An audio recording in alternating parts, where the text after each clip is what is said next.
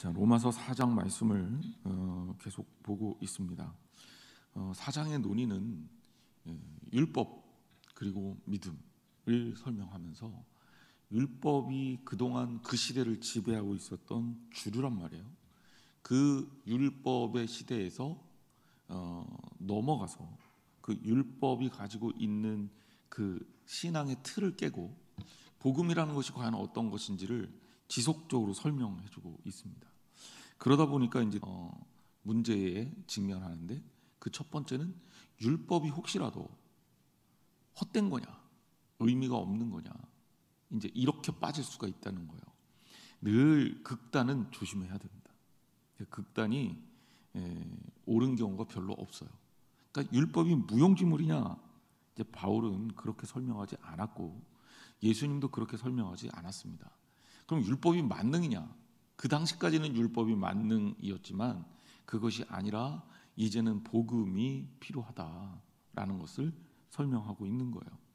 제가 반복적으로 몇 차례 말씀드렸지만 구약 성경에 향하고 있는 지점은 예수 그리스도의 십자가와 부활입니다.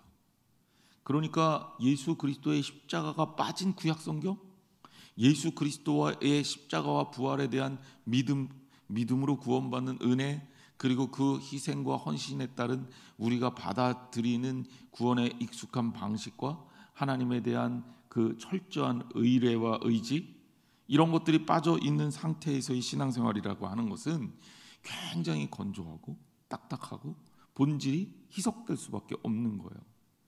유대인들은 예수님을 부정하기 위해서 자기들의 율법을 점점 더 과장시키고 점점 더 그 율법 만능주의로 빠져갑니다.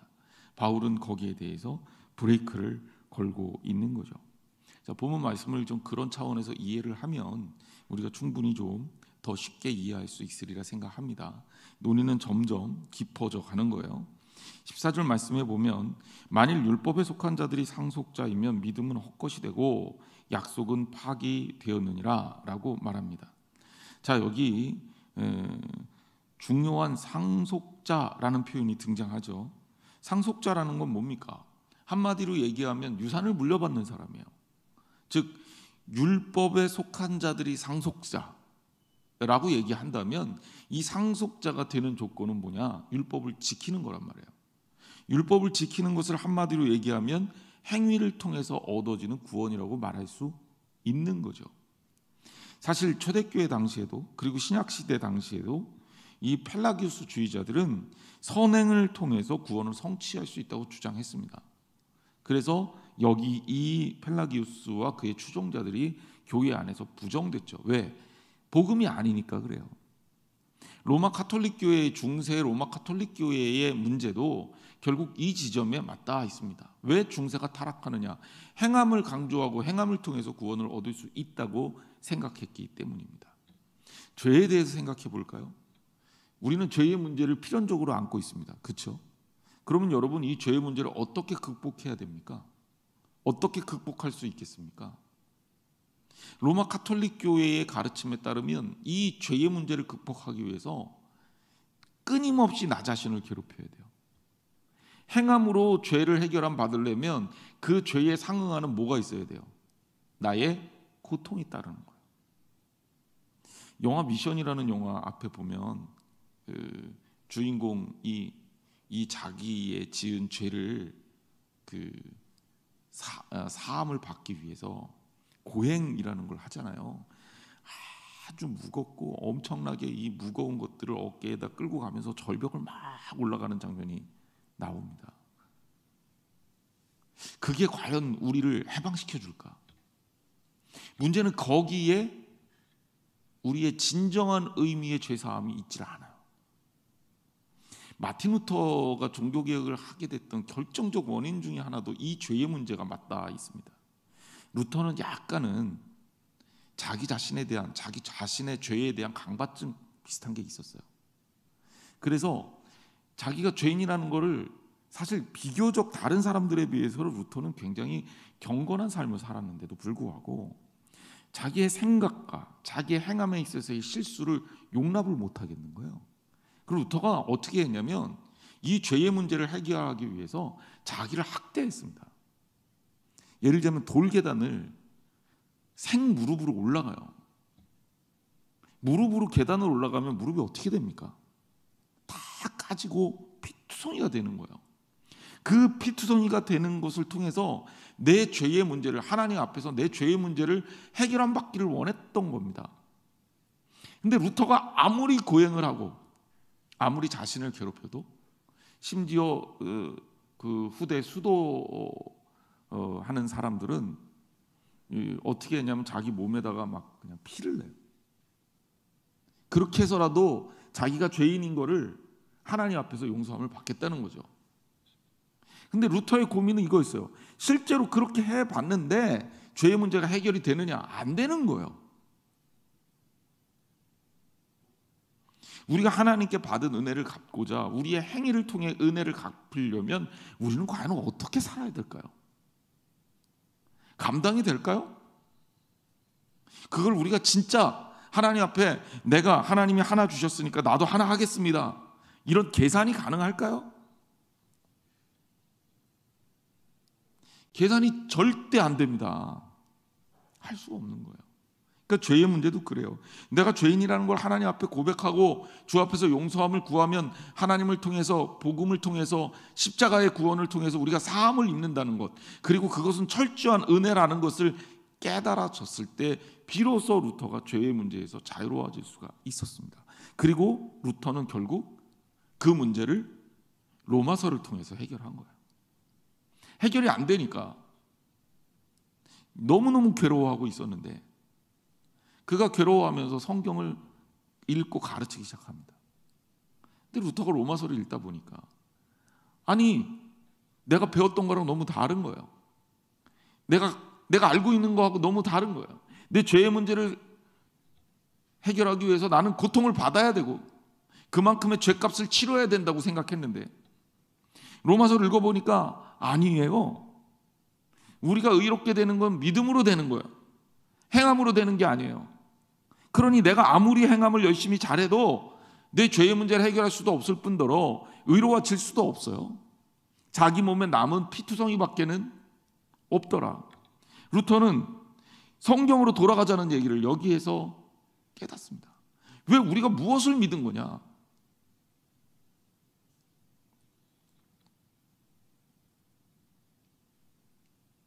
우리가 교회 신앙생활을 하면서요, 우리가 중점적으로 믿고 따라야 할 기준들이 4가지가 있습니다. 그것의 첫 번째는 뭐냐면 성경이에요. 당연하죠. 성경이죠. 두 번째는 이성이에요. 이성이라고 하면 여러분, 하나님께서 여러분들에게 주신 선물이에요. 하나님 모르는 사람들도 어느 정도의 옳고 그름은 분별할 줄 아는 일반적 계시를 통해 하나님께서 이성을 선물로 줬어요. 웨슬레 목사님은 이성 또한 우리 크리스찬에게 굉장히 중요한 신앙적 기준이 된다라고 봤어요. 그리고 세 번째가 체험이에요. 하나님과 만났던 체험, 경험, 신앙적 체험, 이것이 세 번째 신앙생활의 기준이에요. 그리고 네 번째가 교회의 전통이에요.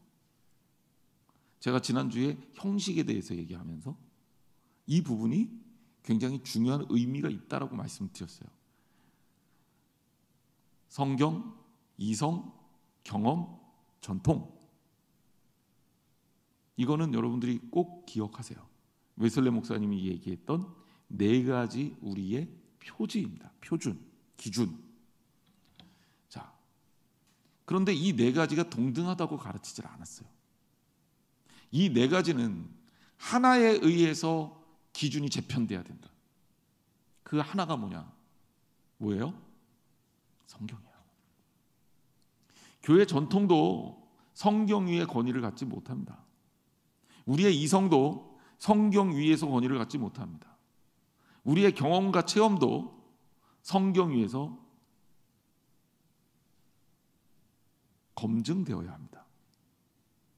성경에 없는데 굳이 그걸 하나님이 주셨다고 우기면 돼요, 안 돼요? 안 된다는 거예요. 그리고 개인적 경험 소중합니다. 그럼 개인적으로 갖고 계세요. 성경적이라면 나눠도 되죠. 하지만 성경적이지 않을수록 우리는 그거 자꾸 다른 사람에게 자랑하지 말아야 돼요. 본질은 성경에 있는 겁니다. 교회의 전통이 성경보다 앞설 수 있어요? 없어요. 근데 중세교회의 문제는 뭐였냐? 성경보다 교회 전통이 앞섰습니다. 엄밀하게 얘기하면 사도들이 그렇게 만든 거예요. 성경은 일반 교인들이 못 읽어요. 우리 교인들처럼 지금 성경 열심히 쓰고 있잖아요. 이미 쓰신 분들도 계시고. 성경을 쓰게 하지 않아요. 읽지도 못하는데 어떻게 씁니까? 성경에 무슨 내용이 들었는지 몰라요. 교인들이 모르니까 누구한테 의지하게 돼요? 사제한테 의지하게 돼요. 사제가 하는 말이 곧 하나님의 말이 되는 거예요. 이 권력을 즐긴 겁니다. 제가 극단적으로 얘기할게요. 제가 여러분들에게 뭔가 얘기를 했는데 그게 성경에 안 맞아. 그러면 따르지 마세요. 그건 본질이 아닙니다. 성경보다 어떤 권위가 더 앞서갈 수가 없습니다. 목사님이 이상하게 하는 게 아니지만 여러분들 귀에 이게 낯설고 이상하게 들릴 수 있을지 모르지만 이건 이상한 게 아니라 지극히 정상인 거예요. 제가 여러분들에게 무엇인가를 가르치고자 한다면, 그리고 무엇인가를 말하고자 한다면, 그러면 여러분들에게 가르칠 때는 성경의 기준을 가지고 얘기하는 것이어야 해요. 그런데 이제 성경이 늘 다 어떤 상황이든지 정답을 다 주고 있다고 저는 생각하지만 가끔 성경에서 판단하기가 어려운 복잡한 문제들이 있어요. 그럴 때는 목사의 권면이 여러분에게 기준이 될 수 있습니다. 그리고 뭐 새로 생긴 어떤 문제들, 교회의 전통이 여러분에게 기준이 될 수 있어요. 그리고 그것조차도 어떻게 해야 되냐? 이성적이고 합리적이어야 돼요. 성경에 없는 문제일수록 더더군다나 그 문제들을 다룰 때는 이성적이고 합리적이어야 돼요. 그래서 교회가 상식적이라는 것은 창피한 게 아니라 오히려 굉장히 중요한 표현입니다. 여러분들이 그 관계를 정확하게 알고 신앙생활을 해야 여러분들이 신앙적으로 헷갈리지 않고 건강하고 아름다운 신앙생활을 할 수가 있습니다. 저나 여러분이나 무조건 성경에 맞춰야 돼요. 다른 건 없어요. 그리고 이제 그것을 기준으로 해서 교회 전통이 생기고 우리의 합리적 이성이 우리의 판단을 도와주고, 그리고 나의 신앙적 체험이 나의 신앙을 풍성하게 해주는 거예요. 그러니 여러분, 말씀의 사람이 되시기를 주님의 이름으로 축원합니다. 다시 한번 정리합니다. 행함이 아니라 믿음입니다. 그리고 루터는 이 부분을 정리해내면서 용기를 얻었어요. 그래서 오직 성경로만, 오직 성서로만이라는 이 종교개혁의 가장 중요한 기치를 딱 듭니다. 솔라 스크립투라, 이거는 핵심입니다. 그래서 루터가 종교개혁을 일으키면서 로마서가 아주 중요한 역할을 했다. 그리고 루터는 그 다음부터 죄의 종 노릇하지 아니하고 바로 하나님 말씀의 종이 된 겁니다. 그리고 우리의 정체성은 그곳에 서 있습니다. 행함이라는 것이 우리를 얼마나 왜곡시키고 속이는지를 예를 좀 들어볼게요. 초등학교 때 우리 뭐 다 그런 건 아니지만 아직도 기억에 남는 선생님은 이 뒤편에 뒤에 이제 그게 뭐가 있죠? 그 뭐 이렇게 붙이는 거 있잖아요. 그거 뭐라 그래요? 학급 소식? 뭐 그런 거 붙이는 거. 거기에 반 아이들 이름을 다 쓰고 그 아이들 위에 뭐 잘한 거, 칭찬할 거 하나 있을 때마다 스티커를 붙이게 했습니다. 스티커를 나눠주셨죠. 그래서 그 스티커가 아이들에게 권력이 됐습니다.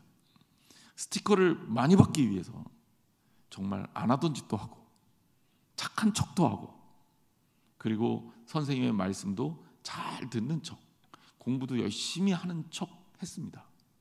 처음에는 효과가 있는 듯 했어요. 그런데 일정 시점이 지나가면서 어떤 아이들이 생겼냐? 선생님이 볼 때와 선생님이 안 볼 때가 너무나도 차이나는 아이들이 생기기 시작했고, 또 일부 아이들은 내가 아무리 노력해도 저 스티커의 꼭대기 지점에 있는 아이들과는 너무 차이가 나서 이왕 버린 몸 문제아로 살리라 이렇게 결단하고 지극히도 더 말 안 듣는 아이들도 생기기 시작했습니다. 스티커는 그때부터 아이들의 행동을 건강하게 장려한 게 아니라 아이들의 마음속에 친구들에 대한 차별의식, 또 때로는 나의 행위를 과장되게 보여지기 위한 위선, 또 때로는 더 노력해서 좋은 학생이 돼야겠다라는 노력에 대한 의지를 꺾는 역작용이 나타난 거예요. 처음에 효과가 좋았을지 모르지만 그게 오히려 우리 반 분위기를 망치는 도구가 됐습니다. 스티커가 많이 달라붙어 있는 5명은 목숨 걸고 1등하기 위해서 선생님한테 잘 보이려고 난리를 쳤고, 스티커 밑에서부터 전혀 비전이 없는 10몇 명의 학생들은 오히려 더 깽판을 쳤습니다. 여러분 어떻게 생각하세요? 저는 그 당시에 이게 뭐가 문제인지 잘 몰랐어요. 유난히 지는 거 싫어했던 저는 스티커를 받기 위해서 안 하던 청소도 열심히 하는 척하고 공부도 안 하다가 공부도 열심히 하는 척하는 아주 위선적인 학생이 되었던 기억이 납니다. 나중에 제가 교육학을 공부를 하면서 교육심리학을 공부를 하면서 이렇게 교육하는 게 문제가 생길 수 있겠구나라는 것을 깨달은 거는 이제 나중에 자라서요. 제가 이야기했던 그런 부작용들이 나타나기 시작한 겁니다. 여러분 어떻습니까? 어떤 교회 가면 교인들도 이 교회 벽에다가 스티커를 붙여주는 교회들이 많고, 교회 학교에서는 아주 흔하게 그런 일들을 기획해서 합니다. 뭐 좋을 수도 있어요. 꼭 나쁜 측면만 있는 게 아닙니다. 이 어떤 행동을 반복해서 하게 하면 그 행동이 장려되고 그 아이의 마음까지도 바꾸게 하는 그런 어떤 효과적인 교육 방법이 있다라고 주장하는 사람들도 있습니다. 물론 그런 어떤 작용도 할 수 있겠죠. 하지만 그게 본질을 가릴 수 있다는 지점을 우리는 놓치지 말아야 돼요. 우리 겉으로 드러난 것 때문에 하나님께 은혜를 받는 거 아니잖아요. 한 해 전도를 몇 명을 했느냐, 이게 하나님께 칭찬받는 본질은 아니잖아요. 결과로서 드러나는 거 말고 여러분들이 얼마나 주의 말씀대로 살려고 했는지, 주의 복음의 종이 되기 위해 주님께서 여러분들을 어떻게 평가하시든지, 아니면 사람들이 알아주건 못 알아주건, 아니면 교회 목사가 여러분들에 대해서 챙겨주건 챙겨주지 않건 끊임없이 주의 복음을 위해서 얼마나 최선을 다하고 있느냐가 사실은 우리의 삶의 본질이고 진짜 목소리 아닙니까? 그게 되어야 되는데 그게 아니라 엉뚱한 것에 초점을 두게 되더라는 거예요. 좀 부끄러운 얘기지만 제가 부목사 때 담임 목사님이 8개 교구를 경쟁을 시켰습니다. 그래서 8개 교구에, 한 개 교구에 한 700명에서 800명의 성도들이 있었는데, 그때 제가 부목사라던 교회에서, 근데 이제 교구별로 세 가족을 시상을 카운트를 하고 신방 전사님, 담당 목사님 해갖고 이 평가를 하겠다. 1등은 교구당 500만 원을 주겠다. 2등은 300만 원 주겠다. 3등은 200만 원 주겠다. 아예 눈에 딱 들어오는 보상 체계가 딱 걸리니까 처음에는 에휴, 돈 때문에 전도해요? 이렇게 생각하던 이 분위기가 조금씩 바뀌어요. 그러다가 갑자기 옛날에 10년 전에 교회에 등록했던 교인인데 재등록이 되고, 교회 와서 예배는 안 드리고 화장실 한번 갔다 갔는데 새신자가 되고, 전도사님들이 극도로 사이가 안 좋아지고, 목사들끼리도 괜히 이상하게 저도 지는 거 되게 싫어하니까요. 지기는 싫더라고요. 그래서 이 경쟁하는 마음이 생기고, 괜히 이번 주에 전도 숫자가 적으면 마음이 불편해지고,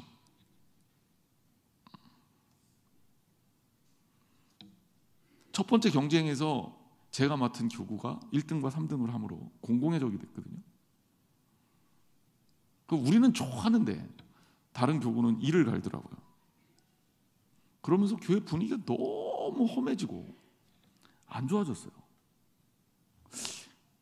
이건 아닌 것 같아서 이렇게 해서는 안 되겠다고 건의를 드리고 그거 안 하는 방향으로 제가 담임 목사님께 아주 총대를 메고 강력하게 얘기했다가 좀 많이 힘들었던 기억이 납니다. 결국은 1년 정도 하다가 안 했는데 사실은 그게 본질이 아니기 때문에 그렇죠. 여러분, 전도하는 거 좋은 겁니다. 그렇죠? 아니에요? 전도 열심히 해야 됩니다. 맞죠? 교회 새 가족들이 많아져야 돼요. 맞죠? 때를 얻든지 못 얻든지 어떻게 해야 돼요? 복음을 전해야 됩니다. 교회 안 다니는 사람 있으면 교회 가자, 권면해야 됩니다. 맞죠? 근데 권면을 열심히 최선을 다했는데 교회 안 나와요. 그럼 내가 잘못한 거예요? 아니죠. 근데 어쩌다가 운이 좋아서 교회 나오고 있는 사람을 내가 만났어. 교회를 찾고 있는 사람을 만났어. 그래서 우리 교회 소개해주고 그 사람을 데리고 왔어요. 전도해서 너무 잘 됐지만 아무리 전도해도 속상하고 괴로웠던 그 사람의 공로가 이 사람에 비해서 부족한가요? 하나님 그렇게 생각할까요? 저는 절대 아니라고 생각해요. 여러분, 전도는요 우리의 정체성이에요. 그냥 하는 겁니다. 그것이 우리를 기쁘게 하고 하나님을 기쁘시게 하는 일이니까 그냥 하는 거예요.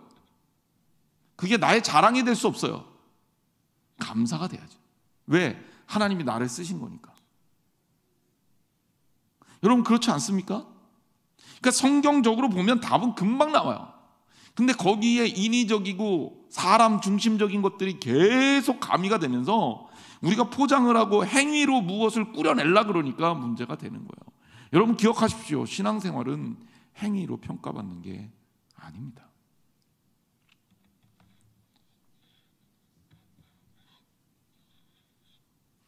우리가 상속자가 된다라는 것을 다시 한번 말씀을 통해서 깨달아야 되는 게, 상속자는 하나님 나라의 유산을 받는 사람이에요. 그렇죠? 그런데 우리가 상속자가 된다라고 하면서 이 상속자를 하나님이 우리의 행위를 카운트해서 상속자로 삼는다. 그럼 우리의 신앙생활이 과연 행복할까요? 그러면 그 커트라인은 어떻게 정하겠습니까? 저는 사람의 평가 기준이 굉장히 불합리하다고 생각하는 사람 중에 하나예요. 제가 학생들 학점을 줍니다. 그러면 이제 어떤 때 99점 맞은 학생 A+, 95점 맞은 학생 A, 90점 맞은 학생 A, A-. 뭐 학교마다 조금씩 달라요. 이게 두 등급으로 돼 있는 경우도 있었고, 제가 대학원 다닐 때는 연대에서는 A, B, C, D 4개밖에 학점이 없었어요. 그런데 91점과 99점이 똑같은 A가 나오는데 89점하고 90점은 B하고 A라는 어마어마한 차이가 나와요. 이거 합리적입니까? 공평해요? 하나님이 우리를 구원하려고 여러분들의 행위를 평가했어요. 그래서 커트라인을 딱 걷어요. 주일날 2번 빠지는 것까지는 내가 용서하지만 1년에 3번 빠지는 인간들은 내가 구원 안 하리라.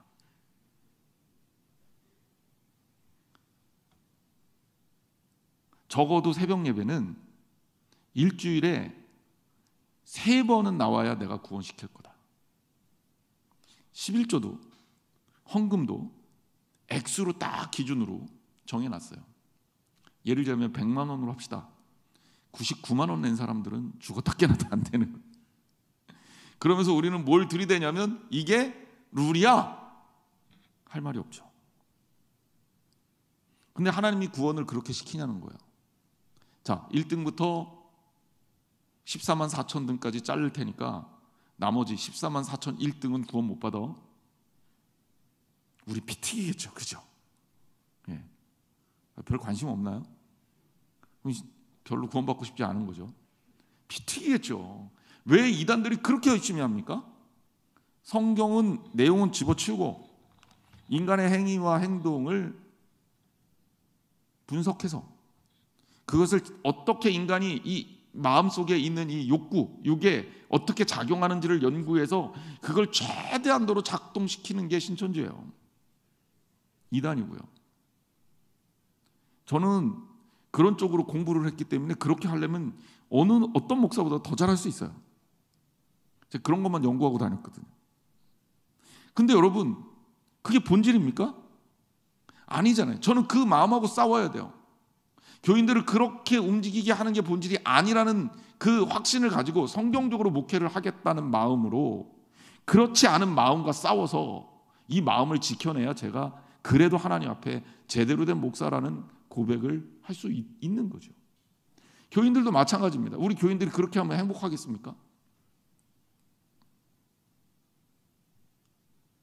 행위라는 것이 가지고 있는, 행위로 무엇인가를 평가하는 것이 가지고 있는 맹점을 우리가 이해해야 된다는 거예요. 그럼 행위라고 했을 때, 행위로 구원을 얻는다고 했을 때 그 행위의 기준은 어디다 둘 겁니까? 큰 착한 일 있잖아요. 큰 착한 일. 나라를 구했어. 어마어마한 착한 일이잖아요. 그런데 가난한 사람을 도와줬어. 혹은 누구를 칭찬해줬어. 다 좋은 일이지만 좋은 일의 비중이 다르죠. 이건 어떻게 평가할까요? 그런 거 목사님 하나님 다 알아서 하셔요.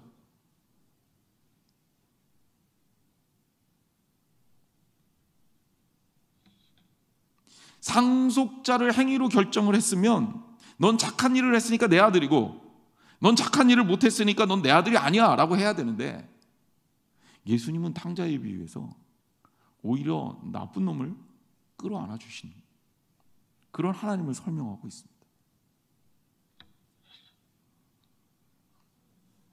상속자가 얻는 것은 하나님의 땅에 대한 약속, 그리고 후손에 대한 하나님의 축복, 그리고 다시 오실 메시아와 함께 누리는 통치를 말하는 겁니다. 즉 하나님 나라를 함께 다스리는 거죠. 경험하는 거죠. 이 놀라운 것들을 얻기 위해서 우리가 무엇을 해야 되냐?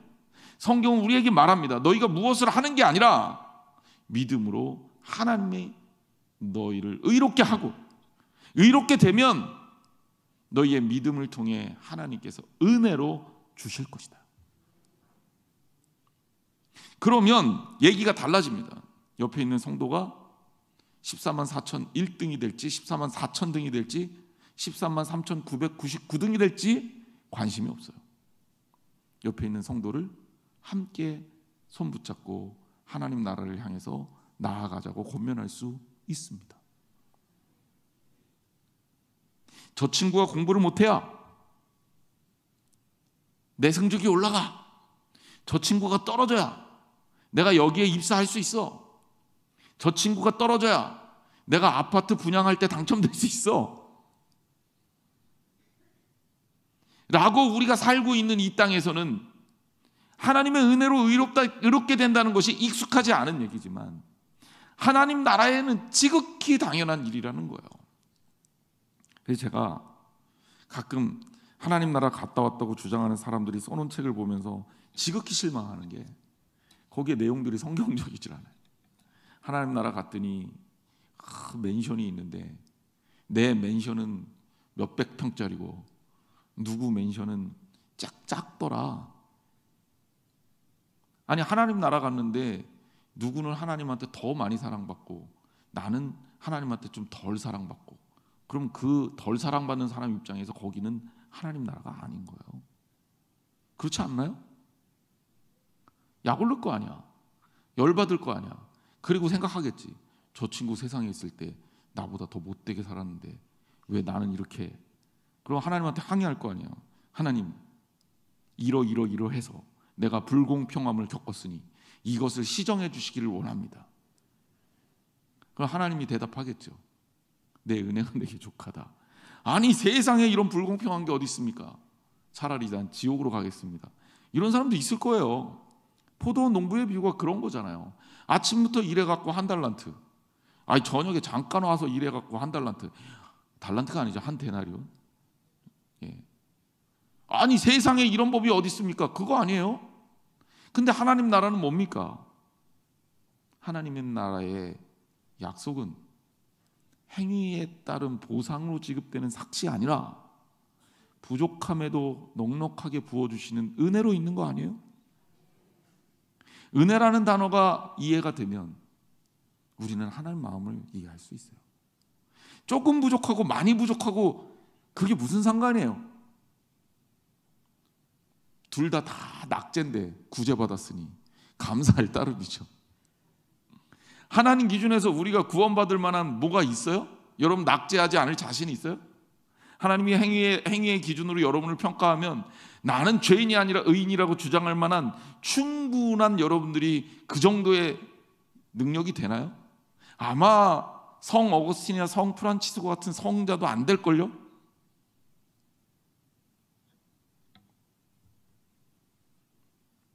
저도 솔직히 얘기해서 자신 없습니다. 많이 자신 없어요. 제가 이 자리에서 목회하는 게 어렸을 때 목회할 만한 능력이 충분히 되고 충분히 모범적이고 타인이 봤을 때 야 정말 저 녀석은 될성 부른 나무는 떡잎부터 알아본다더니 3살 때부터 성경을 외우기 시작하고 부모의 말씀이라면 어디에든지 어기지 않고 정말 순종하며 잘 컸고 하나님 마음에 합하기 위해서 1년에 전도를 수백 명씩 했던 놈이야. 그래서 오늘날 이렇게 하나님께서 귀하게 쓰임받았어.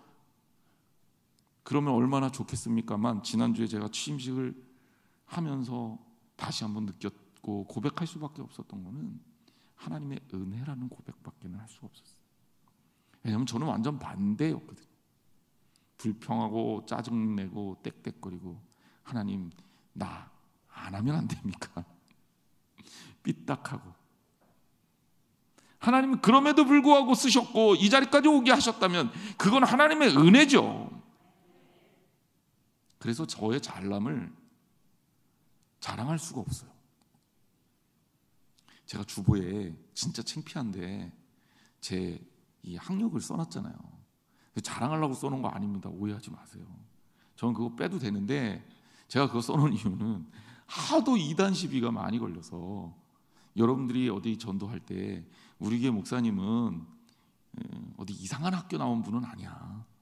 적어도 그래도 공부는 제대로 하신 분이야 라고 설명하라고 써놓은 거예요. 저 그거 중요하지 않아요. 저 박사학위도 있지만요, 학위 할 때 다른 분들 졸업식 가고 가운 맞출 때 저 필요 없다 그러고 가운도 안 맞추고 졸업식도 안 갔어요. 왜냐하면 그렇게 자랑할 만큼 대단하지 않다고 생각했기 때문이에요. 목회하는데 사실 그거 중요하지 않아요. 공부하는 건 중요해요. 하지만 학위가 중요한 건 아니잖아요. 제가 보니까 공부 많이 한 사람도 학위 없는 사람도 있고요. 공부 적게 한 사람도 아주 제가 봤을 때는 시원찮고 모자른데도 휘황찬란한 학위 가지고 있는 분들도 있더라고요. 목회하는데요, 교인들 사랑하고 하나님 사랑하는 마음이 중요하지 머릿속에 얼마나 들었느냐 이거는 부차적인 문제예요. 그런데 우리는 그것 가지고 다 판단하잖아요. 그러지 말라는 거죠. 교인들도 마찬가지예요. 돈이 많으니 신앙생활을 잘하고 돈이 없으니 신앙생활을 못합니까? 돈이 많으니 중직을 맡을 수 있고 돈이 없어서 중직을 맡을 수 없나요? 배운 게 없어서 중직을 할 수가 없고 배운 게 많으면 교회에서 큰 일을 할 수 있나요? 물론 일의 성격에 따라 그런 분들의 달란트가 필요한 부분들이 있겠지만 본질적으로 하나님이 쓰시는 사람은 하나님을 사랑하고 하나님을 의지하는 사람입니다. 그 외에 다른 건 아무것도 필요가 없어요. 그러니 여러분 하나님 일을 하는데 자신감을 가지세요. 여러분의 달란트를 충분히 발휘해서 하나님께 영광을 돌리세요. 하지만 그게 여러분들의 자랑이 되지는 마십시오.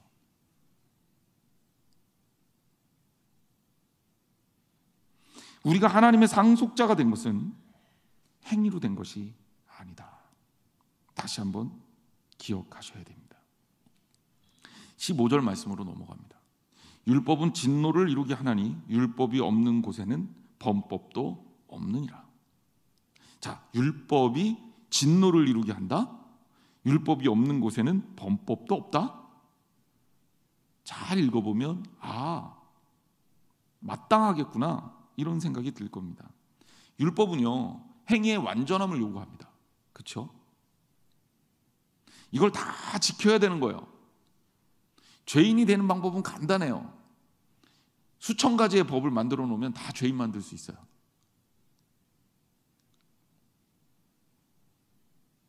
법이라는 건 그런 겁니다.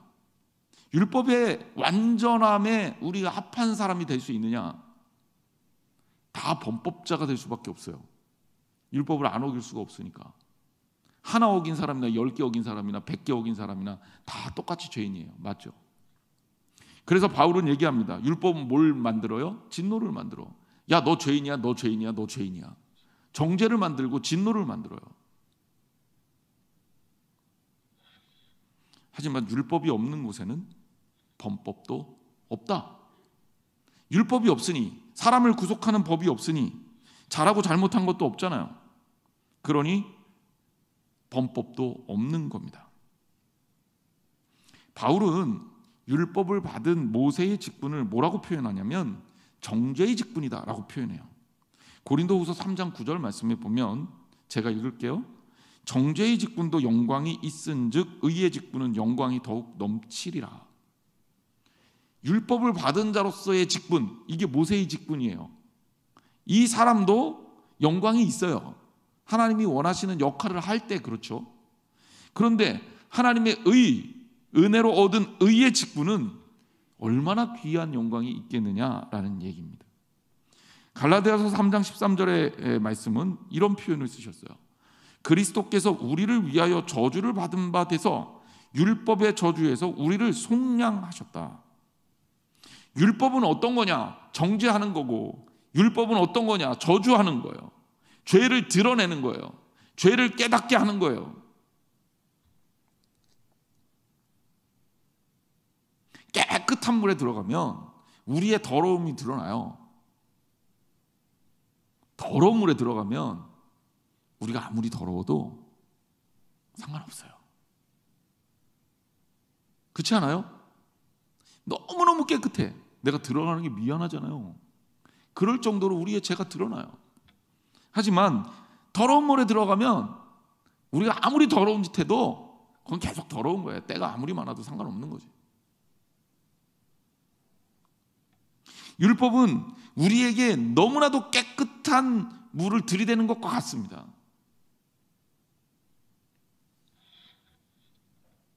그래서 율법이 우리에게 요구하는 건 뭐냐면 너가 하나님 앞에서 절대적 죄인이라는 것을 설명해 주는 것. 또 하나는 아무리 의로운 행동을 추구해도 너의 행동으로 구원을 얻을 수 없다고 좌절시키는 것. 그런데 놀라운 건 뭐냐면 이 좌절과 이 정죄를 예수님께서 십자가에서 달려 돌아가심으로 해결하셨다는 거예요.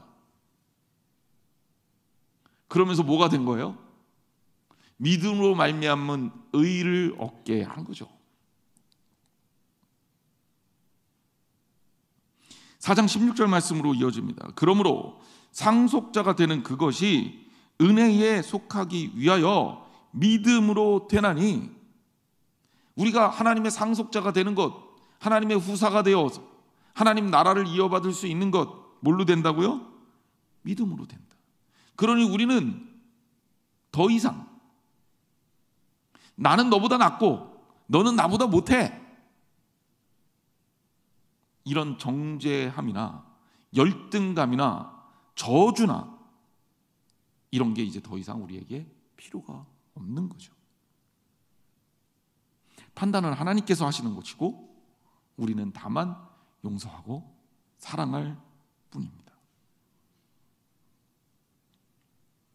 그것이 우리에게 가르쳐 주신 하나님의 법이 되는 거예요. 우리는 믿음으로 하나님의 후사가 되어서, 하나님의 상속자가 되어서 하나님께서 베푸신 그 은혜의 땅에 도달할 수 있습니다. 사람이 가진 재화는 대부분 다 제로섬 게임이에요. 내가 가지면 누군가는 못 가져. 그래서 그런 제로섬 게임은 피가 튀기게 마련입니다. 그리고 가진 사람이 권력을 가지게 되고 못 가진 사람은 계급이 자연스럽게 형성이 되는 하층으로 전락하는 거죠. 하나님 나라는 넉넉하게 가져도 모자람이 없어. 끝없이 쏟아지는 은혜 안에 있기 때문에 그렇습니다. 그 비결을 기억하십시오. 우리는 하나님의 자녀예요. 하나님의 사람입니다. 자, 17절 말씀 우리 같이 한번 읽어볼까요? 17절 시작. 기록된 바 내가 너를 많은 민족의 조상으로 세웠다 하신 것 같으니 그가 믿은 바 하나님은 죽은 자를 살리시며 없는 것을 있는 것으로 부르시는 이시니라. 아멘. 이게 아브라함에 대한 표현입니다. 그래서 모든 민족, 많은 민족의 조상으로 세웠다 하신 같으니 아브라함이 믿은 것은 뭘 믿은 거냐면 하나님의 능치 못함이 없는 것을 믿은 거예요. 그리고 그 세계로 부르시는 이심을 믿는 거예요. 다시 얘기하자면 하나님이 바로 정말 부족함이 없이 은혜를 베풀어 주신다는 사실을 기억한 거죠. 그리고 그런 하나님은 우리에게 진정한 은혜로 다가오시는 하나님. 여러분, 우리 넉넉합니다. 세상에서는 부족한 게 많을지 몰라요. 참 신기한 게요, 예쁜 사람이 더 예쁘지 못해서 열등감이 있대요. 아예 저처럼 태어날 때부터 많이 망가진 사람은 뭐 한쪽 좀 나아진다고 나머지가 개선이 되는 게 아니기 때문에 포기하고 사는데, 다 예쁜데 한 군데만 좀 부족한 사람은 그거를 때문에 열등감을 갖는다고 하더라고요. 대학생들 상대로 열등감의 조사를 해봤더니 오히려 뭐 이런 얘기하면 좀 미안하긴 하지만 공부 못하는 학생들이 가는 대학에 있는 학생들은 열등감이 별로 없대요. 근데 진짜 좋은 학교에 다니는 학생들일수록 더 자기 자신에 대한 열등감이 심하답니다. 세상은 그래요. 그런데요, 하나님 나라는 그 필요가 없어요. 그 필요가 없어요. 내가 모자라도 하나님이 채워주실 거고. 가끔 그런 생각을 해봐요. 우리 세상에서는 모자란 게 내가 남들보다 가진 게 경쟁력이잖아요. 하나님 나라에서는 모자란 게 축복이 될 수도 있겠다. 왜? 하나님이 더 많이 채워주시잖아요. 잘 생각해 보세요. 하나님께 좋아요? 내가 노력해서 얻은 게 더 좋아요? 너무 어려워요? 다시 물어볼게요. 하나님이 주신 게 좋아요? 내가 노력해서 얻은 게 더 좋아요? 그렇죠? 하나님이 주신 게 좋죠. 근데 우리가 가지고 있는 거는 내가 노력해서 얻은 게 몇 프로다라고 상정한다면 내가 많이 모자라. 근데 하나님 나라 가면 하나님께서 부족한 걸 다 채워주신대. 그 내가 많이 부족할수록 더 많이 받을 거 아니에요. 가만 어느 날 생각해 보니까 내 계산법이 그렇더라고. 그러니까 내가 모자라야 축복을 더 받는 거야. 은혜를 더 받는 거야. 그러니 오늘부터 우리 좀 더 모자라질까요? 이제 그러면 안 되겠죠. 하나님이 주신 것도 축복이니까, 내가 나댄 것도 축복이니까. 근데 계산을 해보면 그렇더라 이거예요. 여러분, 주님의 은혜 가운데 사시기 바랍니다. 은혜를 모자르면 모자른 대로 나는 은혜를 많이 받았으니 너무너무 좋고, 나는 또 그래도 가진 것이 남들보다 많다면 이 가진 것 통해 하나님께 영광 돌릴 수 있으니 그것 또한 좋고, 그래서 우리 더 사랑하고 더 아름답게 나누고, 그래서 하나님이 기뻐하시는 아름다운 교회를 이루다가 이 교회를 통해서 하나님 나라를 자꾸 맛보는 거예요. 야, 하나님 나라는 이런 거야. 서로 사랑하고 아끼고 행복하게 하는 거야.